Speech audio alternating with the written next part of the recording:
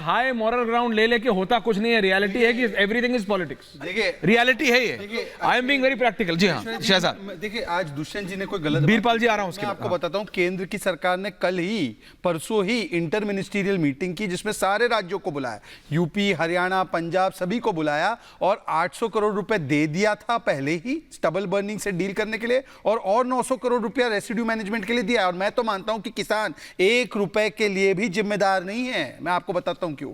किसान हो या फायर क्रैकर हो, ये मेरे पास IIT दिल्ली की स्टडी है कि बायोमास बर्निंग से ज्यादा प्रदूषण होता है ना कि पटाखों से।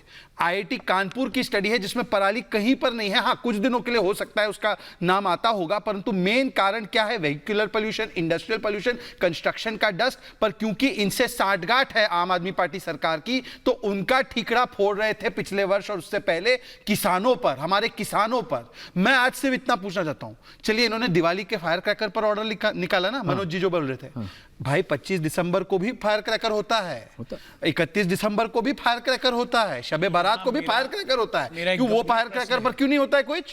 केवल हिंदुओं को डिमोनाइज करना, दिवाली को डिमोनाइज करना, किसानों को डिमोनाइज करना, पार्टी पे आज आम आदमी पार्टी गंभीर आरोप और किसान विरोधी देश के लोगों को बताना चाहता हूं। क्या बताना चाहते हैं? अरे राज्य सरकार के तो सारे निर्णय बिना LG के अनुमोदन के लागू ही नहीं होते।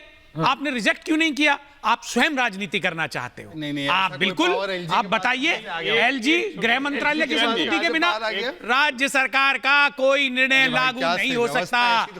अरे बिल्कुल, मैं समझ रहा हूं, ये वही है, वो आटे को मतलब लीटर वाली दुकान वाली। चाहें तो उसको रिजेक्ट कर सकते हैं, वापस भेज सकते हैं। आप बस लेकिन आप अपने नेता से बहुत ज्यादा गाइडेंस ले रहे हो।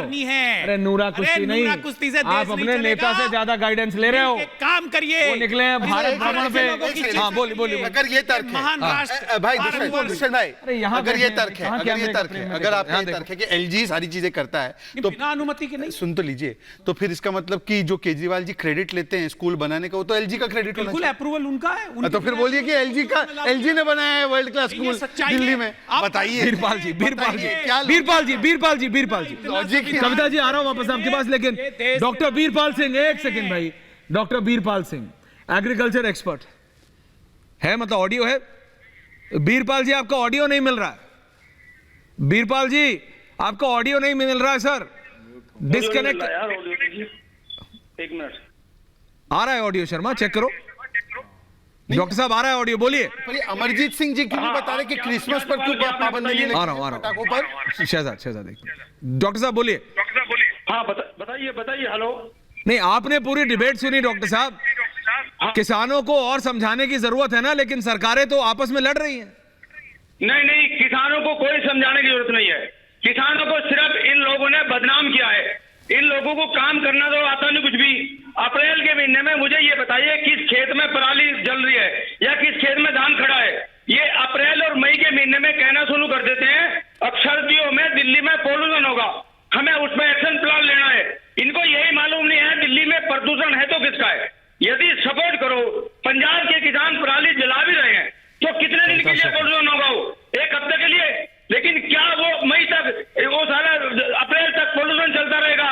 कोई महीना का है नहीं जो दिल्ली में पोल्यूशन ना हो। इनको मालूम नहीं है ये पराली का पोल्यूशन है या इनका सारा दिल्ली की सारा जितने भी एक्टिविटीज हैं।